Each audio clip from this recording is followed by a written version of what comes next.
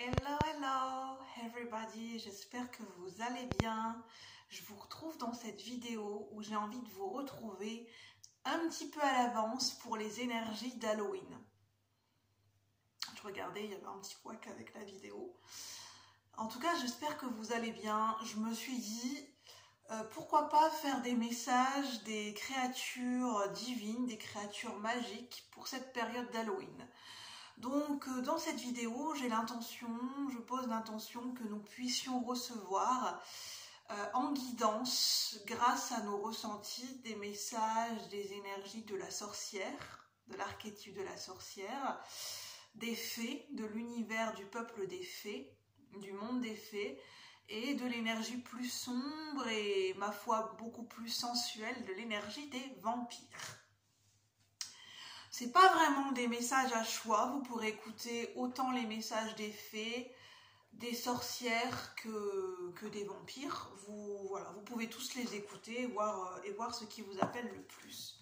Voir un petit peu si les créatures magiques, si les entités magiques, d'autres dimensions, d'autres plans de conscience sont des énergies, des messages, des conseils à nous transmettre pour cette période d'Halloween qui arrive.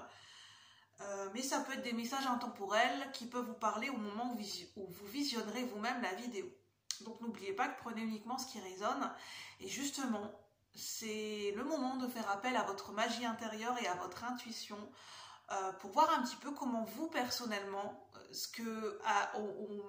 par rapport au message que je vais canaliser, ce que vous ressentez en ressentant, voilà, en écoutant les mots, l'énergie, ce que vous ressentez, qu'est-ce que ça vous fait ressentir ces messages. Voilà, de vous à vous personnellement.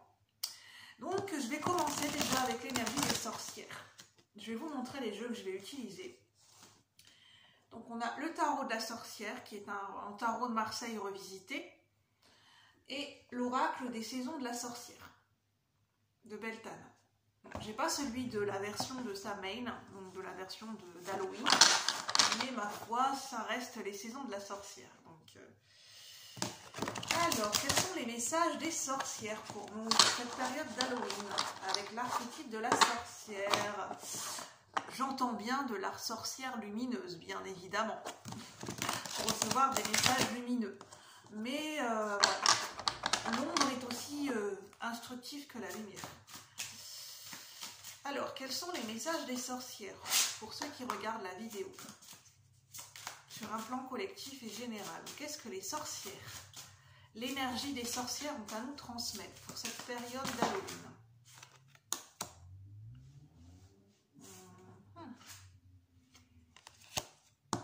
Alors, j'ai 2 cartes.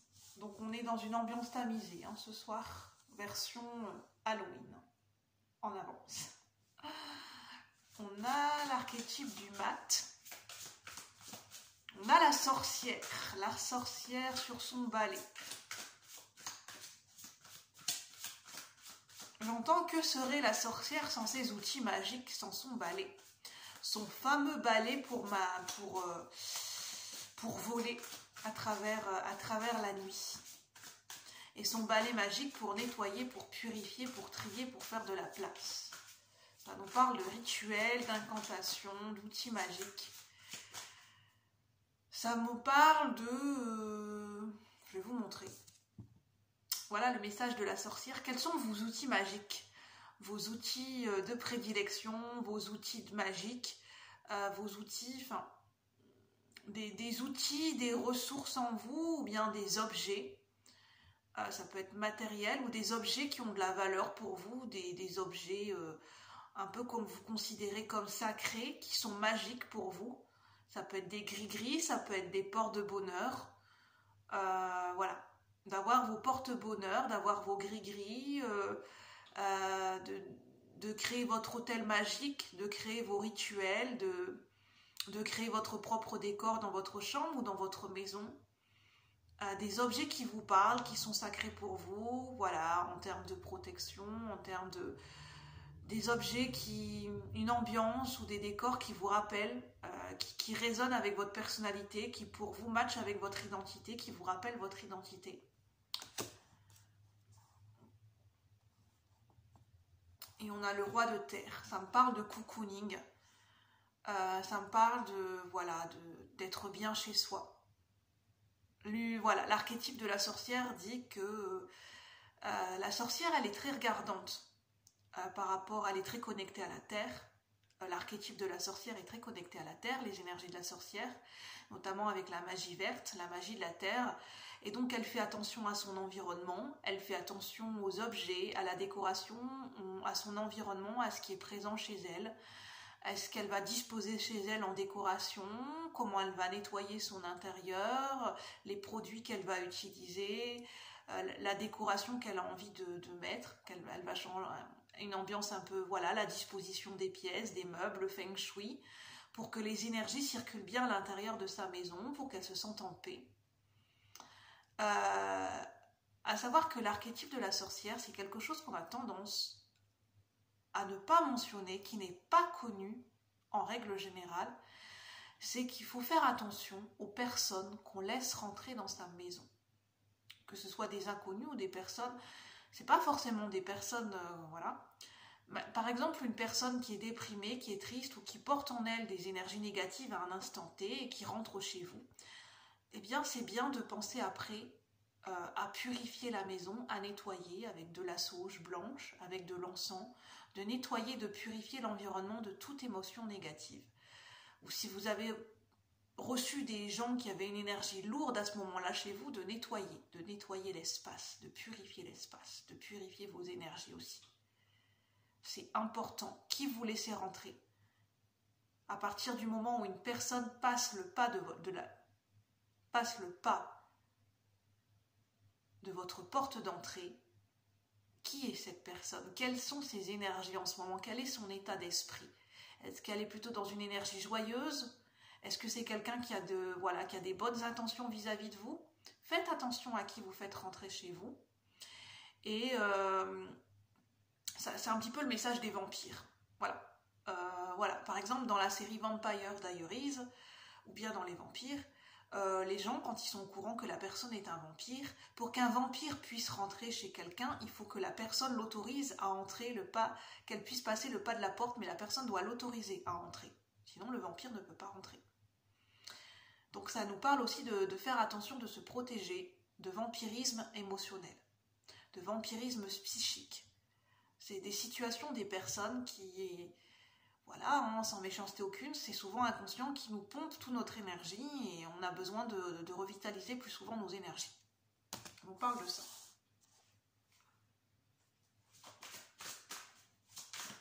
C'est des conseils, ma foi, qui sont judicieux avec l'énergie de la sorcière. Qu'est-ce que l'archétype de la sorcière a à nous dire? On a le cavalier de feu. Ça nous parle de faire attention à l'impulsivité. Ça nous parle de faire attention à comment on dose nos énergies, comment on réoriente nos énergies. Alors les énergies de feu, ça peut être des émotions de colère, des émotions, des pulsions très vives. Ça peut être une créativité, un feu intérieur, une pulsion, une passion dévorante.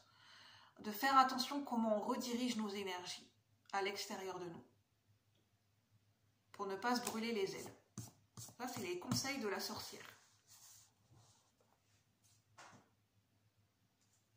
Je vais voir si j'ai d'autres messages.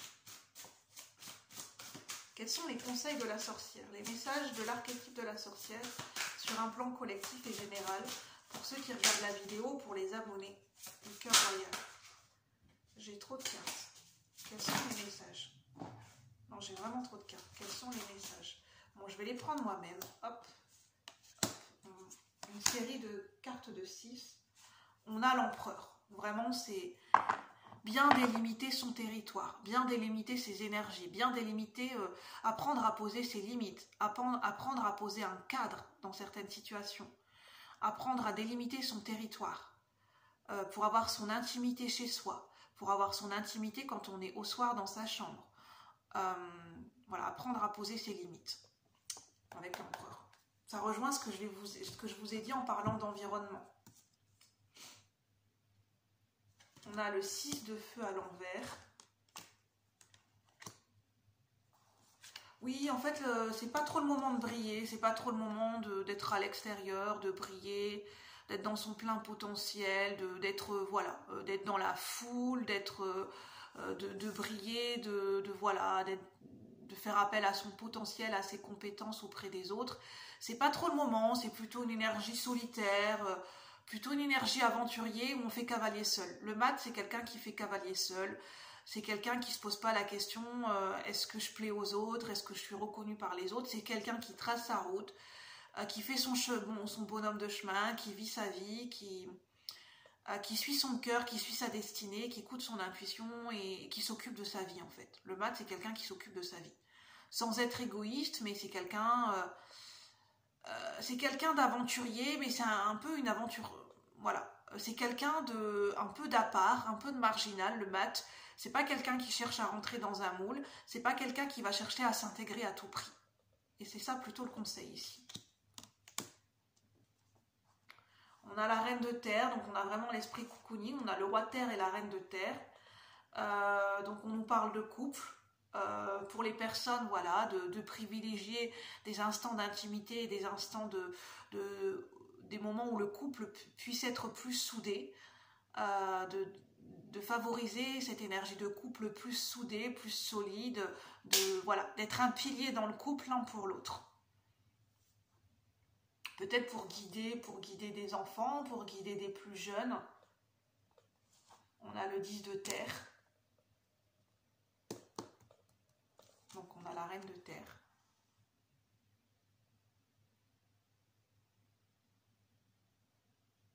Je ne sais pas si vous allez bien voir.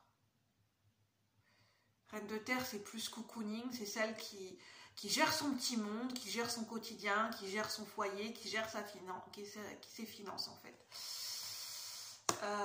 On a le 10 de terre qui nous parle de famille, d'abondance, d'hérédité, de transgénérationnel aussi, d'héritage, de connaissances. Voilà, c'est de conserver un côté traditionnaliste. De ne pas forcément chercher tout le temps la nouveauté avec le cavalier de feu, mais c'est de conserver des valeurs, un héritage, des traditions familiales, enseignées ou inculquées, c'est d'être dans ce côté conservateur et traditionnel de ce qui a de la valeur, de ce qui a été construit au niveau familial, au niveau de ce qu'on a reçu voilà, de nos ancêtres, voilà. De transmettre des valeurs, de transmettre un héritage plutôt.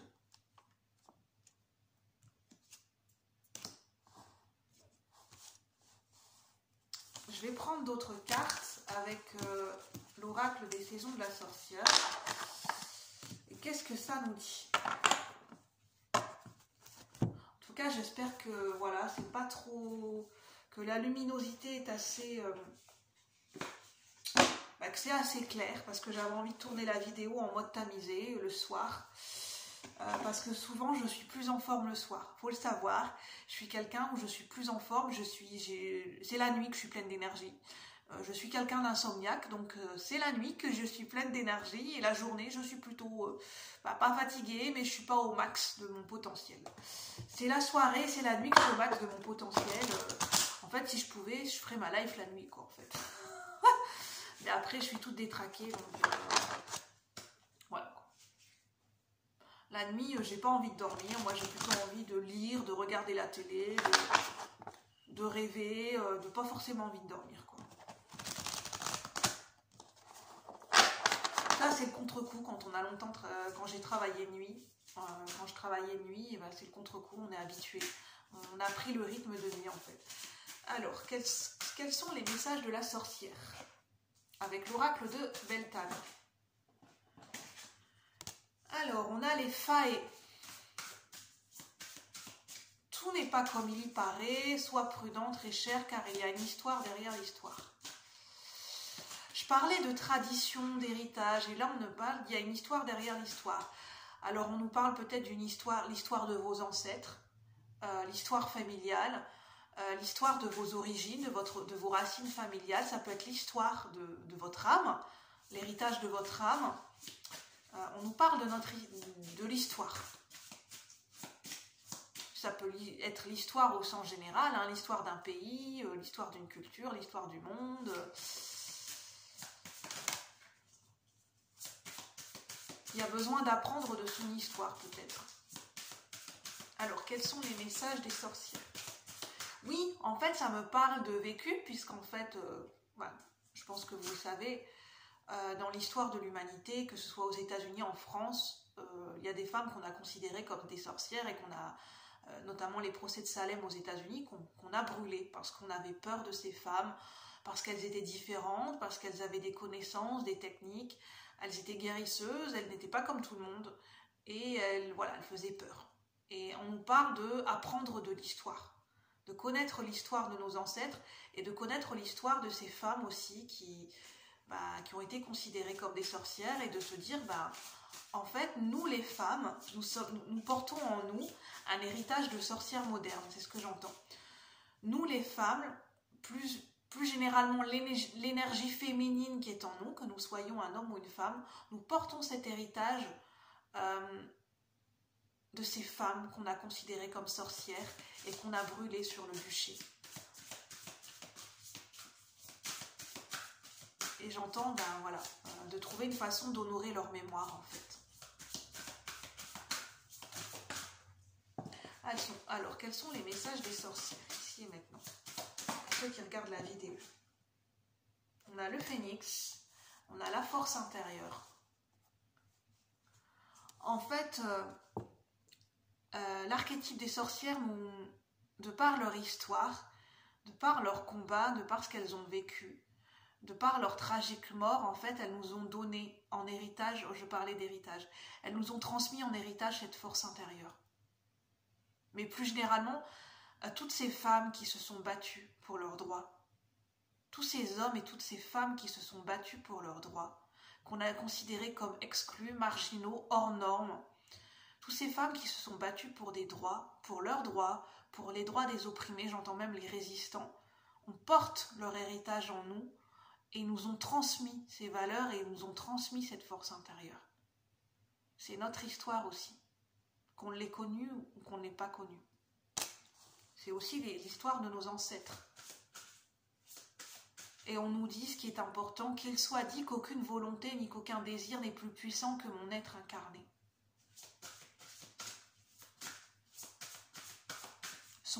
Notre histoire, c'est notre force de vie. Notre ancrage, notre incarnation, notre histoire, nos racines, c'est notre force de vie aussi. Y a-t-il un troisième message ?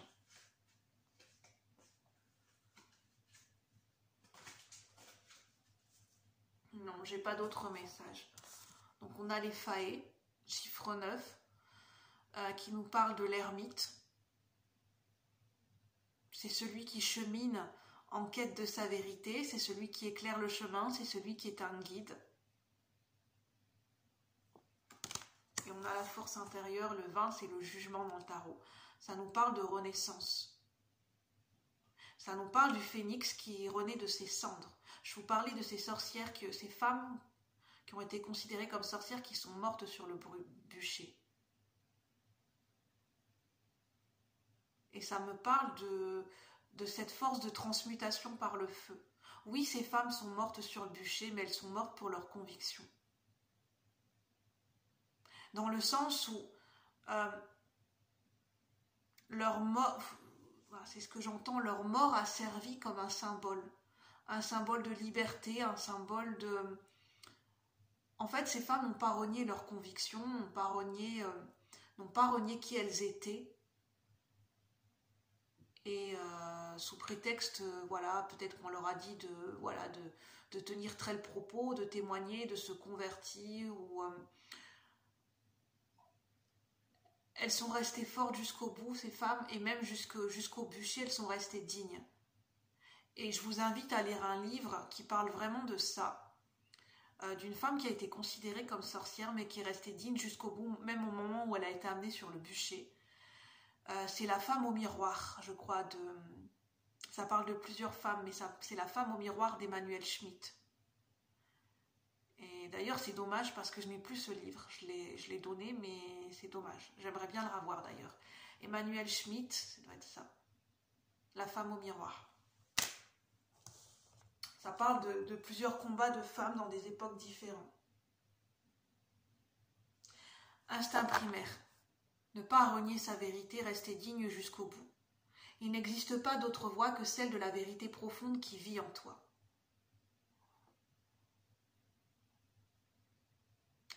Bon, voilà les messages des sorcières, ce sont de très beaux messages. Je vais voir les messages des fées. Avec l'oracle des fées de Lucy Cavendish. Alors, et puis il y aura le message des vampires.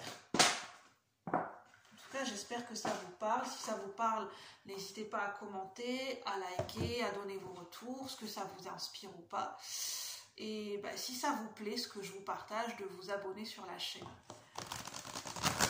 Ça me fera plaisir de vous accueillir. Plus on est fou, plus, plus la communauté grandit et plus je suis contente en fait. Parce que ça nourrit la chaîne et forcément, bah, la chaîne est importante pour moi, donc je serai d'autant plus heureuse. Alors, quels sont les messages des fées pour ceux et celles qui regardent la vidéo? Les messages intemporels des fées pour cette période d'Halloween. Pour ceux qui résonnent avec ces messages, sur un plan collectif et général. Pour le collectif de la chaîne aussi. Quels sont les messages des fées? Qu'est-ce que l'énergie des fées ont à nous transmettre pour cette période d'Halloween, au niveau collectif et général, pour le collectif de la chaîne et pour ceux qui résonnent avec ces énergies? Quels sont les messages des fées pour nous-mêmes? Les messages des fées ici et maintenant. Qu'est-ce que les fées ont à nous exprimer ici et maintenant? Leurs messages de sagesse, leurs conseils. Quels sont les conseils?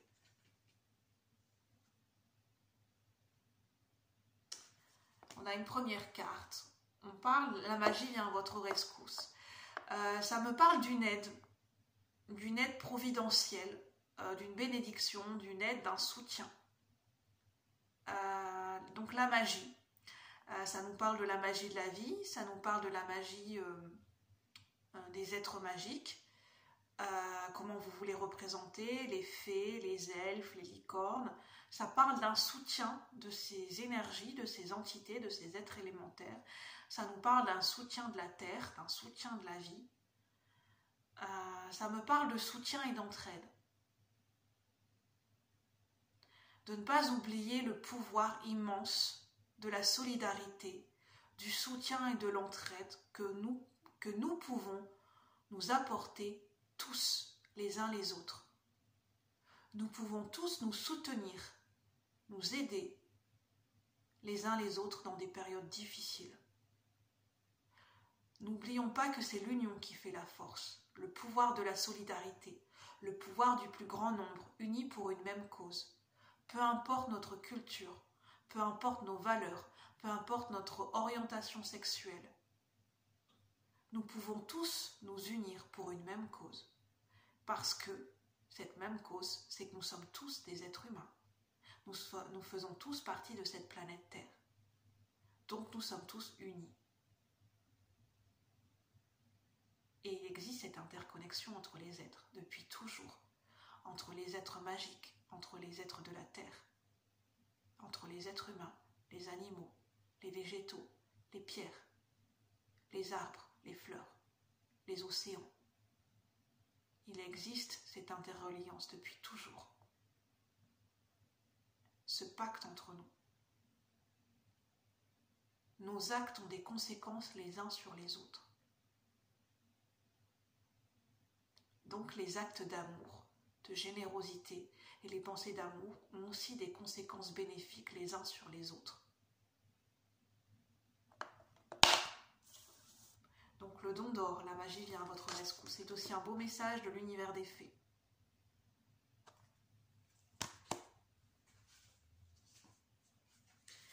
Quels sont les messages de l'énergie des fées? Qu'est-ce que l'énergie des fées ont à nous transmettre? Ici et maintenant. Qu'est-ce que l'énergie des fées ont à nous transmettre? Le pouvoir de la communication. Le pouvoir de révéler des secrets à travers la communication. La communication subtile, j'entends. Nous sommes capables Nous avons tous ces capacités en nous de communication subtile, de télépathie, puisque nous sommes tous interconnectés à travers le cœur, à travers l'esprit. Nous n'avons pas besoin d'être proches d'une personne géographiquement sur un plan physique pour sentir ce que cette personne ressent, pour communiquer à cette personne. Même à distance, nous pouvons envoyer des pensées à quelqu'un. Nous sommes tous interconnectés. Il existe différentes formes de communication.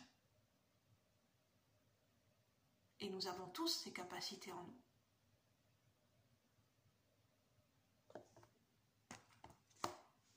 Communication et relations. Quelles sont les énergies? J'entends le pouvoir de la communication. Le pouvoir de faire passer des messages, de transmettre des messages à travers la communication. Pour une cause, par exemple. Quels sont les messages? Là, on me parle de cause avec l'énergie des feux. De transmettre des messages, de véhiculer des messages pour une cause. Quels sont les messages?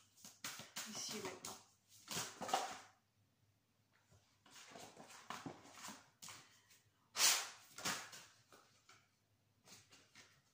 Alors, retour de la fertilité, retour de la vie, fertilité, santé. Retour de la vie. J'entends un retour à la vie, un retour aux sources, un retour à l'amour, un retour à la vie sur terre. Retour d'abondance. Retourner à la vie. Retourner à ces générations anciennes.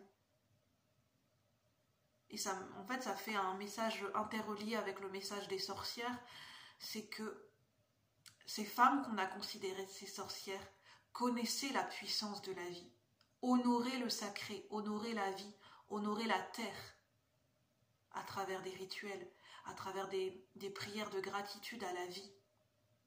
Ces femmes, elles avaient un lien sacré, un lien puissant, un lien d'amour qu'elles partageaient avec les êtres de la terre. Les plantes, les arbres, les animaux, la nature, elles ne faisaient qu'un avec la vie. Et c'était aussi pour ça, c'était des femmes qui vivaient en dehors de la société. Mais parce qu'elles savaient que le sacré de la vie, elle n'était pas à travers les murs, elle n'était pas dans la ville même, elle n'était pas dans les commérages, dans les potins, dans toutes ces histoires de mondanité. Elle n'était pas, le sacré de la vie, on ne le trouvait pas à travers des dogmes religieux.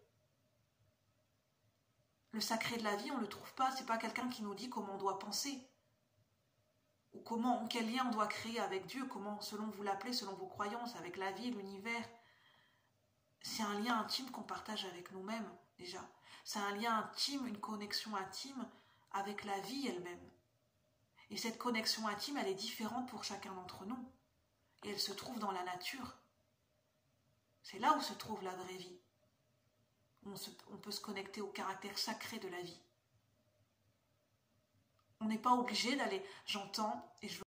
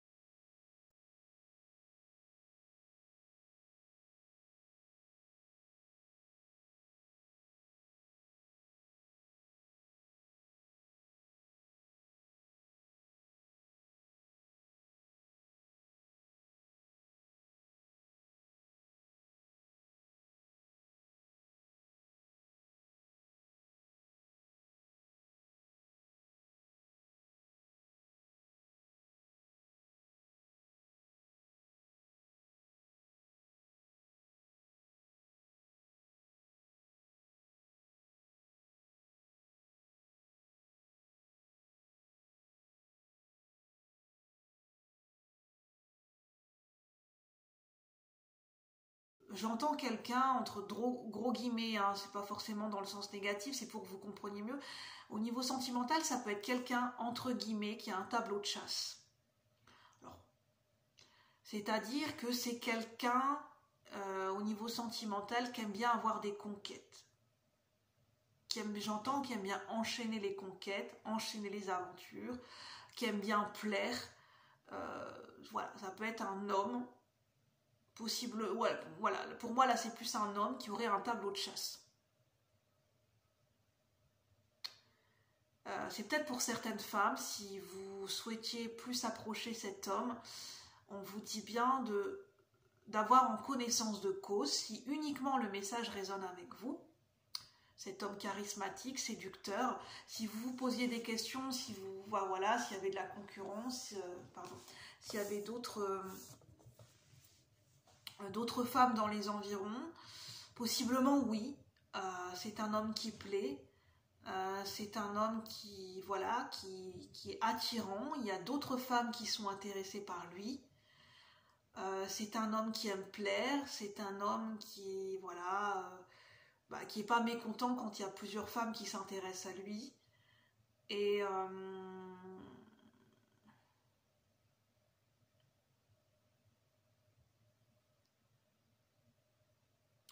mais c'est aussi un homme qui a des vues sur quelque chose ou quelqu'un.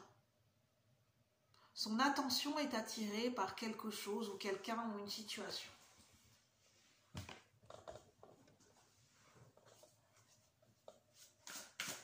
Alors, qu'est-ce qu'on veut me dire avec le 8 d'épée? Donc là, c'est un message très précis, hein. C'est pas vraiment des conseils généraux, mais c'est un message très précis. Qu'est-ce qu'on veut me dire avec le 8 de coupe? Qu'est-ce qu'on veut me dire avec le 8 de coupe? Dos de Griales.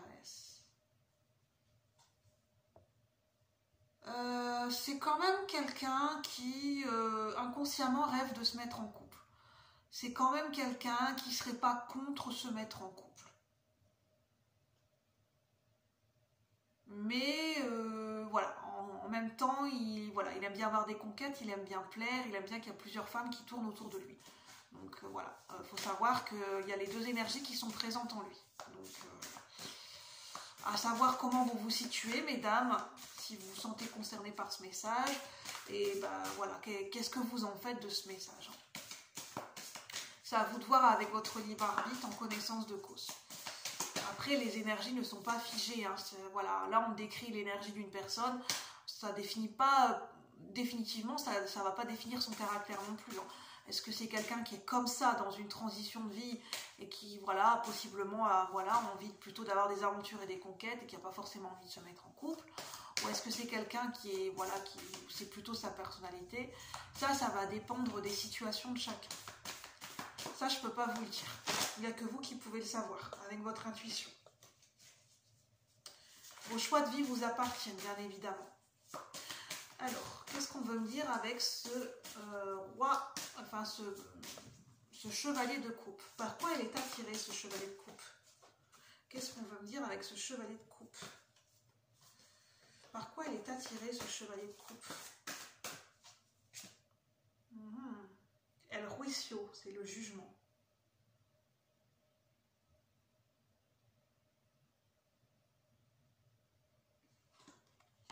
Il est attiré par le feu. Il est attiré par le fait qu'une... voilà. En fait, c'est un peu bizarre. Enfin, non, pas bizarre, mais je ne sais pas comment je vais vous l'expliquer. Cette personne, elle attend, elle observe une situation en train de mourir.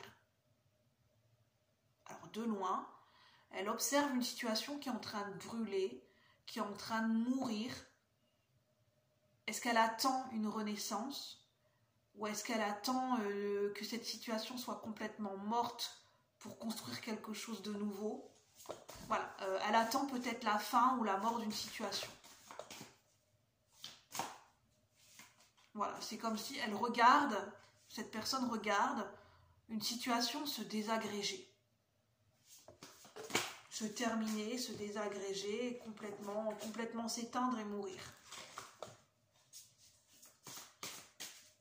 Alors, qu'est-ce qu'on veut me dire avec ce jugement? Pourquoi ce jugement?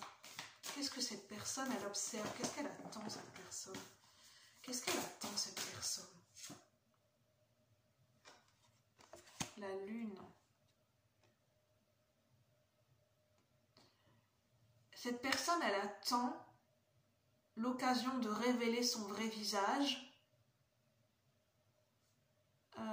Voilà, cette personne, elle a des ombres en elle.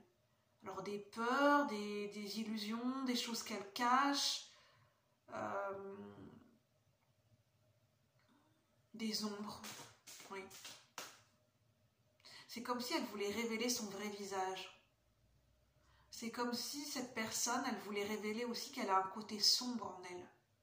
Elle attend de révéler son côté sombre, ou elle attend qu'une personne révèle son vrai visage, ou qu'une personne révèle son côté sombre. En fait, c'est comme si y a quelqu'un, un homme possiblement, qui connaît, qui suppose, qui pressent le vrai visage d'une personne et il attend que cette personne montre enfin son vrai visage, son côté sombre, qu'elle ne montre pas encore, qu'elle ne révèle pas encore. C'est une personne, un homme qui sent le côté sombre de quelqu'un, mais elle attend que cette personne montre son vrai visage et se révèle à elle-même, montre enfin son côté sombre. Enfin, c'est assez... je ne sais pas du tout ce qu'on veut nous dire. Quelle est la conclusion? Quelle est la conclusion de ce message? Quelle est la synthèse, la conclusion de ce message? La conclusion de ce message. Je prends les cartes moi-même parce qu'elles, enfin, je veux dire, elles viennent pas. Il y a quelqu'un qui attend de viser un objectif. Il y a quelqu'un qui a un objectif en ligne de mire et qui attend de viser, de tirer dans le mille. Qui se positionne pour viser et pour tirer dans le mille. Oh, j'entends un avertissement pour certaines personnes. Je pense que c'est sentimental. Vous avez en face de vous ou une énergie tierce. Ah voilà.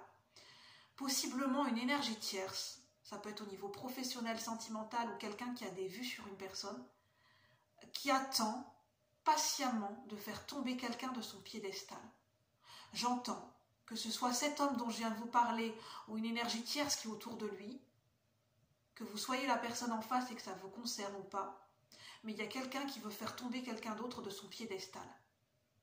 Est-ce que parce que cette personne sent qu'elle est manipulatrice ou qu'elle a une énergie d'ombre qu'elle ne révèle pas, et de ce fait-là, elle veut la faire tomber de son piédestal, ou est-ce que c'est faire tomber quelqu'un de son piédestal à des fins de manipulation et pour des mauvaises intentions? En tout cas, il y a quelqu'un qui veut faire tomber quelqu'un d'autre de son piédestal. Possiblement une énergie tierce. Peut-être qu'il y a des vues sur cette personne. Ou peut-être que c'est cet homme lui-même qui veut dévoiler le vrai visage de quelqu'un en face de lui. Parce qu'il pressent un côté sombre. Je vais demander un conseil. Quel est le conseil par rapport à ces énergies, par rapport au message des vampires? Quel est le conseil par rapport au message des vampires? Alors, je ne sais pas où vous vous situez dans ce message. Donc, prenez uniquement ce qui résonne. On a le prince de crâne. Donc, c'est le chevalier de Cranéos. En fait, le conseil dans cette situation d'énergie tierce, que ce soit professionnelle, sentimentale, liée à un travail, à quelqu'un qui est déjà en couple, ou à quelqu'un qui rôde autour d'un couple, ou quelqu'un qui est intéressé, qui a des vues sur quelqu'un, ou que ce soit un homme qui cache ses vraies intentions, on vous dit de prendre le temps d'observer la situation, de prendre le temps de bien y réfléchir et de poser des actions petit à petit, de faire pas à pas, de prendre le temps d'être réfléchi, d'être méthodique et de réfléchir aux actions que vous posez dans cette situation, d'y aller doucement, mais sûrement, de prendre le temps d'observer, de prendre le temps de construire, de prendre le temps de réfléchir avant d'agir. Chaque action, peser chaque action, le pour et le contre. et d'observer la situation dans son ensemble, avec détail et minutie. Parce que ça nous parle de stabilité. Voilà le conseil. Bah écoutez, prenez uniquement ce qui vous parle. Je pense que ce message ne pourra pas parler à tout le monde. Il résonnera avec les personnes qui ont besoin d'entendre ce message. Je n'ai pas de vérité absolue, donc prenez avec votre discernement et n'oubliez pas que vos choix de vie vous appartiennent. Sur ce, j'espère que ces messages auront pu vous parler. Je vous souhaite un bon Halloween et puis une bonne semaine et je vous dis à bientôt pour de nouveaux partages. Bye bye la communauté, à bientôt. Merci.